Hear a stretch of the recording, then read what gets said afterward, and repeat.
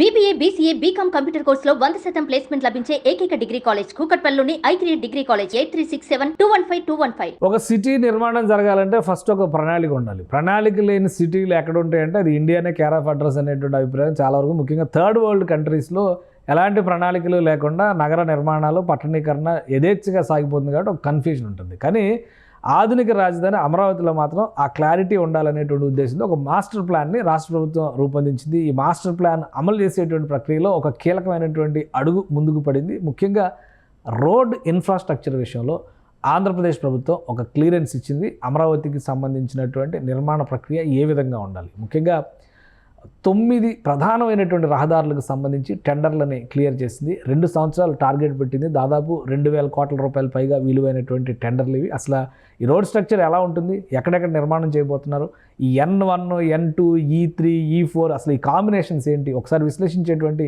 ప్రయత్నం చేద్దాం. ఇది అమరావతిలో రోడ్ స్ట్రక్చర్కి సంబంధించినటువంటి డిజైన్.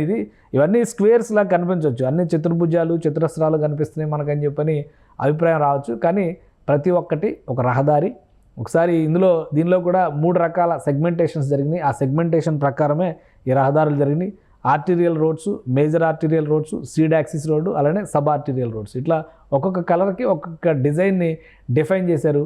ఇది మొత్తం ఈ స్ట్రక్చర్ ప్రకారం కనుక వెళితే అమరావతి నుంచి డెడ్ ఎండ్ రాస్తాలు అనేవి అసలు ఉండవు. మామూలుగా మన సిటీలో ఎక్కువ కనబడే ఏంటంటే డెడ్ ఎండ్ రాస్తాలు ఉంటాయి. సగం దూరం వెళ్ళగానే అవతల పక్క ఇంకొక ఇల్లు గోడ ఏదో వస్తుందో ఆగిపోద్ది. అటువంటి పరిస్థితి ఉండకుండా ఎటు నుంచి ఎటువైపుకైనా కానీ కనెక్టివిటీ ఉండే విధంగా ప్రణాళికని చేశారు. కాబట్టి ప్రతి చోట కూడా ఇలాంటి స్ట్రక్చర్ కనిపిస్తున్నాయి. ఇవన్నీ కూడా ఆర్టీరియల్ రోడ్స్, ఈ రెడ్ కలర్లో కనిపిస్తున్నవన్నీ, అలానే ఈ బ్లూ కలర్లో కనిపిస్తున్నవన్నీ కూడా సబ్ ఆర్టీరియల్ రోడ్స్, చిన్న చిన్న ఈ బ్లూ కలర్లో కనిపిస్తున్నాయి. రెడ్ కలర్ అన్నీ కూడా అవి. అలానే ఇక్కడ మేజర్ ఆర్టీరియల్ రోడ్డుకు సంబంధించి బ్లాక్ కలర్లో కనిపిస్తుంది. మేజర్ ఆర్టీరియల్ రోడ్స్లో 2 ముఖ్యమైనవి కనిపిస్తాయి. ఇది సీడ్ యాక్సిస్ రోడ్ అని చెప్పని అంటున్నారు కదా, E3 అనేటువంటి పేరుతో ఇప్పుడు పాపులర్ అయినటువంటి రోడ్డు కూడా ఇదే సీడ్ యాక్సిస్ రోడ్డుకు సంబంధించి ఈ బ్లాక్ లైన్ ఇది ఇట్లా ముందుకు వెళ్తుంది. అలానే ఇటు సైడ్ నుంచి చూస్తున్నటువంటి ఇది కూడా సీడ్ యాక్సిస్ రోడ్డుకి కీలకమైనటువంటి మార్గం అవుతుంది.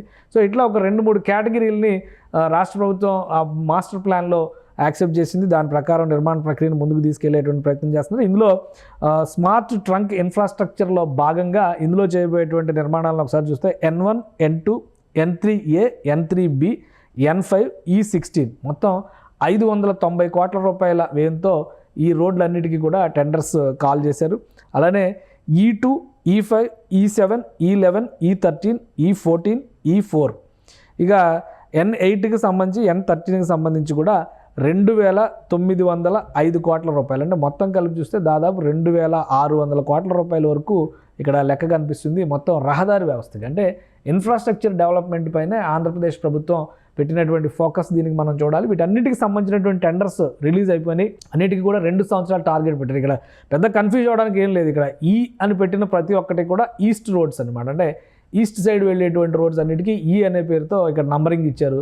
భవిష్యత్తులో వీటికి పేర్లు కూడా పెట్టుకునే అవకాశం ఉంటుంది. అలానే N అనేటువంటి రోడ్లన్నీ కూడా నార్త్ సైడ్ నుంచి వెళ్ళేటువంటి రోడ్లు అనమాట. ఇలా ఉండేవన్నీ అడ్డంగా వెళ్ళేవన్నీ కూడా N పేరుతో ఉంటాయి, నిలువుగా వచ్చేవన్నీ కూడా ఈ పేరుతో ఉంటాయి, ఎందుకంటే ఈస్ట్ సైడ్ ఇటువైపు ఉంటుంది కాబట్టి. సో చిన్న రోడ్లకి పెద్ద రోడ్లకి కూడా సబ్ ఆర్టీరియల్ రోడ్లకి ఆర్టీరియల్ రోడ్లకి అన్నిటికీ కూడా ఒకటే లెటర్, అది వెళ్ళేటువంటి మార్గాన్ని బట్టి ఈస్టా లేదంటే నార్తా, ఈ కాంబినేషన్లో డిసైడ్ చేసింది. ఈ రోడ్స్ వ్యవస్థ అన్నింటికీ కూడా కీలకమైనటువంటి ఒక మదర్ రోడ్ కింద మనం చూడాల్సింది seed axis road. Seed axis అంటే కోర్ క్యాపిటల్ ఏరియాలోకి తీసుకెళ్లేటువంటి ప్రధానమైనటువంటి రహదారి. నంబరింగ్ విషయంలో E3 రోడ్ అని చెప్పని అంటున్నారు దీన్ని. సో దీనికి ప్యారలల్గా అటు N17 రోడ్ వచ్చి కనెక్ట్ అవుతుంది. అది ఉత్తరం దిక్కు వైపు నుంచి వచ్చేటువంటి రోడ్ అది. సో అంటే ఒక L షేప్లో ఒక పెద్ద ఒక L యాంగిల్లో కనిపించేటువంటి నగరానికి సంబంధించినటువంటి పెద్ద రోడ్డు. ఈ రోడ్డు ఎందుకు ప్రతిష్టాత్మకమైన రోడ్డు అంటే ఇందులో ఏకంగా 6 వరుసల రహదారితో పాటు మళ్ళీ సబ్వేలు ఇంకో 2 వరుసలు ఉంటాయి. వాటితో పాటు అండర్ కన్స్ట్రక్షన్ డ్రైనేజ్ సిస్టమ్ కానీ, water pipe line, gas pipe line, electricity pipe lining, ఇవన్నీ కూడా ఈ రోడ్స్ని ఒక కీలకమైనటువంటి ప్రణాళిక ప్రకారం ముందుకు తీసుకెళ్లే ప్రయత్నమే రాష్ట్ర ప్రభుత్వం చేస్తుంది. ఇందులో కొన్ని రోడ్స్కి సంబంధించి ఫేజ్ 1 కంప్లీట్ అయింది. వాటికి కూడా ఫేజ్ 2కి సంబంధించినటువంటి నోటిఫికేషన్ కూడా రాష్ట్ర ప్రభుత్వం రిలీజ్ చేసింది. సో ఇవన్నీ క్లియర్ అయ్యి పనులు మొదలైతే కనుక 2 ఏళ్లలో దాదాపుగా 2 ఏళ్ళు మ్యాక్సిమం పీరియడ్, అంతకంటే ఒక 3 నెలల ముందరే పనులు కంప్లీట్ అయినా కానీ ఆశ్చర్యపోవాల్సినటువంటి అవసరం లేదు. కాబట్టి ఎందుకంటే డబ్బుకు సంబంధించి నిధుల కొరత అనేది లేకుండా ఈ ట్రంక్ ఇన్ఫ్రాస్ట్రక్చర్ డెవలప్మెంట్ విషయంలో రాష్ట్ర ప్రభుత్వం జాగ్రత్తలు తీసుకుంటుంది. ఆ దిశగా ఫండ్ రైజింగ్ కూడా దాదాపుగా కంప్లీట్ అయింది. అటు ఈ బాధ్యతలు చూస్తున్నటువంటి 2 వ్యవస్థలు, ఏపీసీఆర్డీఏ ఒకవైపు, మరోవైపు అమరావతి డెవలప్మెంట్ కార్పొరేషన్, ఈ రెండింటిని సమన్వయం చేసుకునేటువంటి బాధ్యతను కూడా మంత్రులకి ప్రత్యేకంగా అప్పగించింది. దీనిపైన రోడ్ స్ట్రక్చర్స్ విషయంలో ఒక కమిటీగా ఏర్పడి పనిచేసేటువంటి పరిస్థితులు చాలా స్పష్టంగా కనిపిస్తున్నాయి. సో ఈ ఇన్ఫ్రాస్ట్రక్చర్ డెవలప్మెంట్కి ఇచ్చినటువంటి డెడ్ లైన్లు, నిధుల కొరత కూడా లేకపోవడం వల్ల వీలైనంత వేగంగా ఈ పనులు ముందుకెళ్లేటువంటి అవకాశం ఉంది. టెండర్స్ ఫైనలైజ్ అయిన వెంటనే ఎక్కడైతే ఆగాయో అక్కడి నుంచి పనులు మొదలవుతాయి. కొత్తగా చేపట్టాల్సినటువంటి పనులు కూడా ప్యాకేజీల రూపంలో సపరేట్గా కాంట్రాక్టర్లకు ఇవ్వడం ద్వారా మ్యాన్ పవర్ని మరింత ఎక్కువ మొబిలైజ్ చేసైనా కానీ ఈ పనులను వేగంగా పూర్తి చేయాలని ఆంధ్రప్రదేశ్ ప్రభుత్వం ఆకాంక్షిస్తోంది.